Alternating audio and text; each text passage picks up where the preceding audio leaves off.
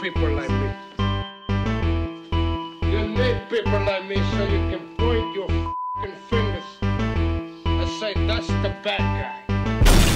That's the bad guy. That's the bad guy. That's the bad guy. That's the bad guy.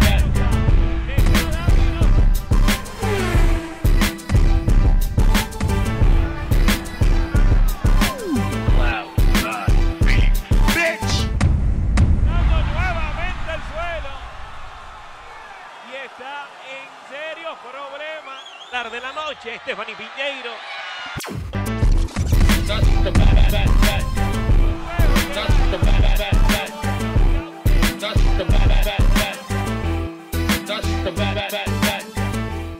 Welcome to the motherfucking relay. We're covering today's top boxing news.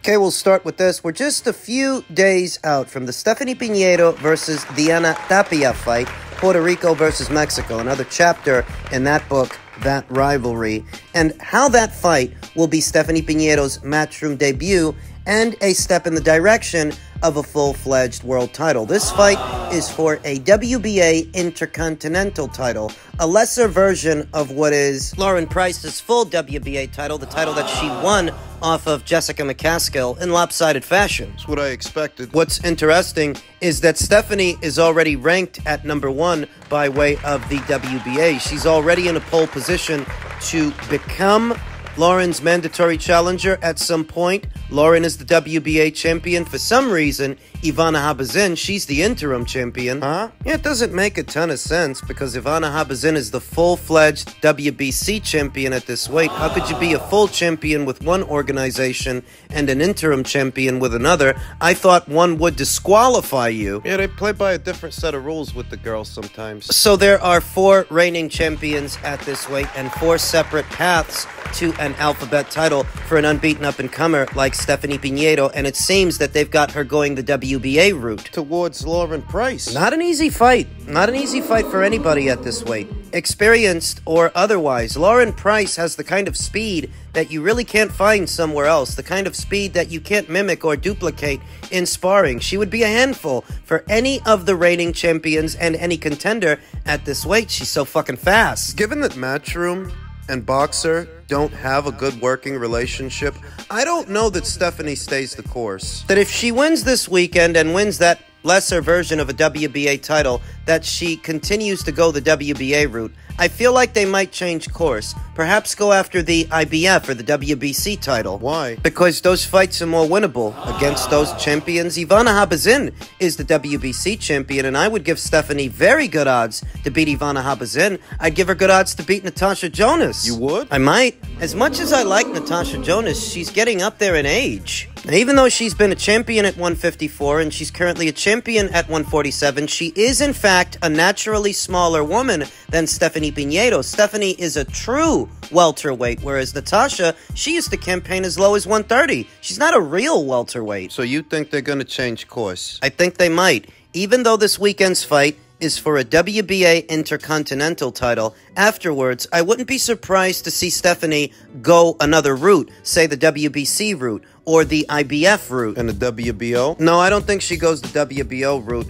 I don't think they signed Stephanie Piñeiro with the intention of putting her in there with Sandy Ryan. What I think they wanted was to have 2 priced stallions at this weight, both collecting titles. If they both clean up the division, then maybe they fight each other. But I don't think it was their intention to put Stephanie in there with Sandy straight away. And they can't expect to have too much luck with Lauren Price. So even though this weekend's fight is for a WBA Intercontinental title, a lesser version of Lauren's title, I don't expect Stephanie Piñeiro to either get that fight or stay the course. Afterwards, I think she'll go for a different belt. Perhaps I'm getting a little bit out there, but I feel like Natasha Jonas is about to go into a unification match with Ivana Habazin. Right? I think Natasha wins. I think Natasha wins the fight.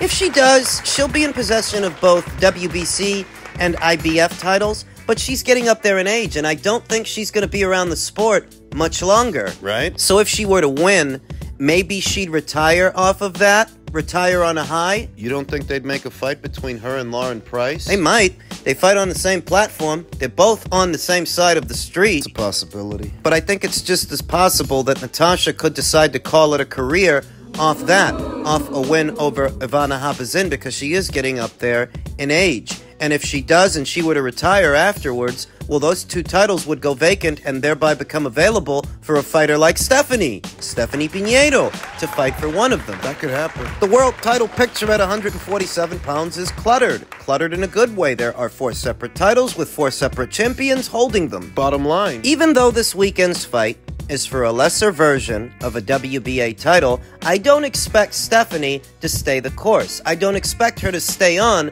the WBA route. I expect that afterwards, she might target a different belt to face a different champion. We'll see what happens. It's a boxing for that. So the laws are already in place are there for the people that they shouldn't be able to duck. They made me mandatory. That's the law. But I don't know why they're not pressing the issue like that. I don't know what, because at the end of the day, Canelo is a money cow. The cash cow. These sanctioning fees, the WBC, the IBF, the WBA, the WBO, they all get a percentage. So because if Canelo's making so much money, he's giving each of these their 3%. So 3% of how much he makes, probably 40 million, is probably like they're walking away with $2 million each. So because of that, they're letting him do whatever he wants to do, you know what I mean? Which is not right for me. I feel like if the people want it and, I'm the #1 spot, they should make that fight mandatory, but for some reason they're not. So David Benavidez has been doing the rounds on popular podcasts and media outlets, and what has my attention isn't what he's saying so much as that he's saying it. That here you are, on the eve of what is your light heavyweight debut and what could service as a segue to fight for undisputed at that weight. As soon as he wants that fight, he can have it, because Turki Al-Sheikh wants to put him in the ring with the winner of Better Be versus Bivol. And we all know that. And where before you could have said that, Dimitri and Artur, they're not really all that well known in the American boxing scene, so David only stands to make but so much money from the fight. You can't say that anymore, because Turki Al-Sheikh will pay him well, better than anybody else, to face the winner of that fight. So there's money, there's legacy, there's belts, all the things you wanted at 168, they're right there at 175, where you're about to debut, and yet all you can talk about is the same old shit. Canelo. All you want to talk about is Canelo Alvarez, the Gilly the Kid, the Waylo. So you're saying that chasing Canelo Alvarez is a dead end? The sanctioning bodies, they don't want to do their job. They don't want to do what they're supposed to do. All right, let's entertain that. Let's say that's true. Then what are you still wasting time on it for? You're at 175. Aren't you at 175 now? Aren't you vying for WBC interim status at 175? Is this or is this not the beginning of a light heavyweight campaign? Because it sounds like it isn't, and it sounds like you're not really committed to fighting the winner of Bivol versus Better Beef, which is why you're still talking about Canelo. Said it in my previous video. I don't think he's committed to fighting the winner of that fight. Because if you were, why would you be doing the rounds continually talking about Canelo? You just said it's a dead end. You said the WBC doesn't want to do their job. Darnos una gran pelea con el Canelo, porque se trata de ver las mejores peleas posibles. Y la realidad es que hoy en 168, aunque se enoje el Canelo, no hay una mejor combinación que Canelo Benavidez. Sí, y yo tengo todo en mi opinión, yo tengo todo para ganarle a Canelo. Yo tengo la rapidez, la fuerza, me gusta tirar muchas combinaciones y yo también me fajo también, yo no le tengo miedo a nadie. Y por eso yo creo que, como le dije, que va a ser una de las mejores peleas de la historia de boxeo mexicano. Y vamos a estar 100% listos cuando pase esa pelea. Cuando boxeas, ¿te sientes mexicano, te sientes estadounidense, te sientes mexicoamericano, te sientes ecuatoriano? ¿Qué se siente David Benavidez? No, me siento todo. Yo me siento como un guerrero. Yo tengo la sangre latina, mis venas y sangre de guerrero. Y pues yo me siento 100% pues guerrero, mexicano, ecuatoriano y americano también. Claro. David, ¿qué pretexto puso la gente del Canelo para rehusar la última oferta que ustedes le hicieron? Pues no, la verdad, yo creo que el Canelo está pidiendo mucho dinero ahorita, pero yo creo que no se tienen que enfocar en el dinero. Lo que se tienen que enfocar es pues de todos los fans. En el final del día hacemos todo esto para los fans y esta es la pelea que todos los fans quieren mirar, todo el mundo de boxeo quiere mirar. So, tiene que ser el dinero al lado y darle a los fans lo que quieren mirar. Y si él cree en lo que él puede hacer, pues que me venga y me gane. Yo creo que yo le puedo ganar y va a ser una pelea muy buena y hay que hacerlo para los fans. Oye, ¿con qué atributos piensas que David Benavidez puede ganarle al Canelo? ¿Con velocidad, boxeándolo? Pues con mi rapidez, mi poder, mi fuerza y mi habilidad de pensar allí en el ring. Y tu habilidad para pensar en ring. David Benavidez has gone as far as taking his plight to David Fetalsang. For those Spanish-speaking boxing fans out there, you will be familiar with this particular boxing scribe, as he has been one of Canelo Alvarez's biggest critics over the years, long before it became about David Benavidez. That's just the latest guy he's putting on a pedestal to continue to criticize Canelo Alvarez. And if you speak the language and understood it, you'll know that David's basically still advocating for the fight. Still advocating for the Canelo fight on the eve of what is his light heavyweight debut, which communicates to me you're not committed to fighting Bivol or Benavidez, even though there's money and even though it's undisputed, the same way it would have been at 168. You don't want the winner of that fight. You may be fighting for a WBC interim title that could be used as a segue to fight the winner of that fight. You don't want the winner of that fight. Why does he prefer to face Canelo Alvarez instead of the winner of Benavidez versus Bivol, which wouldn't require him to boil all the way down to 168? Well, it's because he wants to continue to benefit from a height advantage, a reach advantage. He wants to continue to outweigh his opponent the night of the fight. He doesn't want to fight people his own size. If you want to get down to it and stop beating around the bush, that's what it is. He doesn't want to fight people his own size. I saw him tell Kamaru Usman and Henry Cejudo that he's done at 168. But if you're done... What's this? Let's say it's the way that you say it is. Canelo is scared. He doesn't want to fight you. He's never going to fight you. The sanctioning bodies, they're never going to force him to do it. Then what are you still beating that dead horse for? He's scared. I don't look at any boxer through rose-tinted lenses, and I don't romanticize the sport or the participants the same way that some people do. You ask me why he's still talking about Canelo on the eve of his light heavyweight debut? Because he would prefer to fight the older, smaller fighter. That's it. It's not about legacy, because if it were about legacy and it were about belts, you have the opportunity to fight for belts right there at 175. Yeah. Money? Turkey's got plenty of money. He'll pay you plenty of money to fight the winner of that fight. Why is a guy who walks around at around 200 pounds, maybe more, cutting 32 of those pounds to go all the way down to 168. It can't be easy. Because he wants to be bigger the night of. Once he rehydrates, he wants to have a noticeable size advantage over his opponents that he's largely benefited from. The same reason all these other guys do it. That's why he's doing it. I think he's nervous. PBC fighters, when they leave the biosphere, when they leave the bubble, they tend to get exposed, don't they? I mean, look at what happened to Wilder. Look at what just happened to Wilder. In his last fight and the fight before that, he was one of the PBC's flagship fighters. But he can't stay in character if he leaves the island. Outdogged by Joseph Parker, knocked out by Zile Chang. You think David wants to end up like that, fucking around with those Saudis? He knows that they'll pay you well. Top dollar. But there are risks, and he doesn't want them. So he figures, let me keep chasing around Canelo.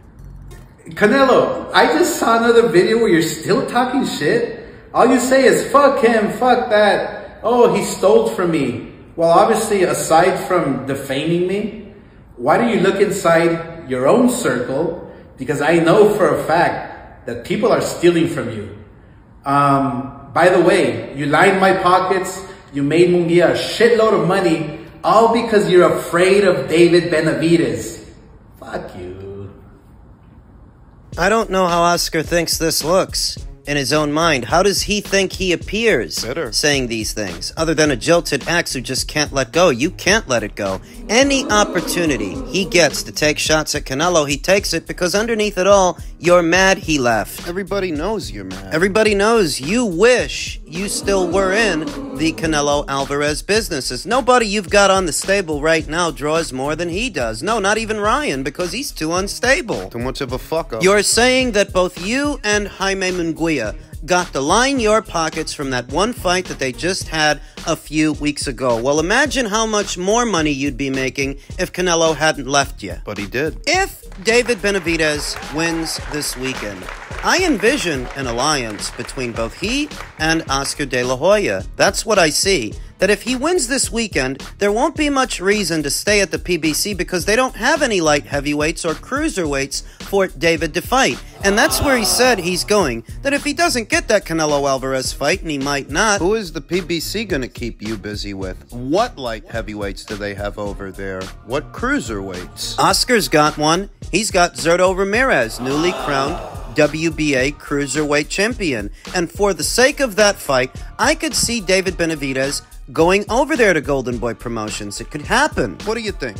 That Richardson Hitchens and Jaleel Hackett could leave Mayweather Promotions for Matchroom. Elvis Rodriguez and Vito Milnicki can leave the PBC for Top Rank. Brandon Lee can leave the PBC for Queensbury, but David can't leave the PBC for Golden Boy. It can happen. And if it does, even if David's no longer campaigning at super middleweight, if he moves forward as a light heavy or a cruiser, they're still going to take shots at Canelo Alvarez every chance they get because they're petty like that. David doesn't want to fight people his own size. That's his problem. Oscar's problem is he doesn't know how to let go. It's over. Canelo's not coming back, and you fucked up that relationship. It's pressure. Pressure on Canelo? Pressure on David. Why? Because you can't lose this weekend.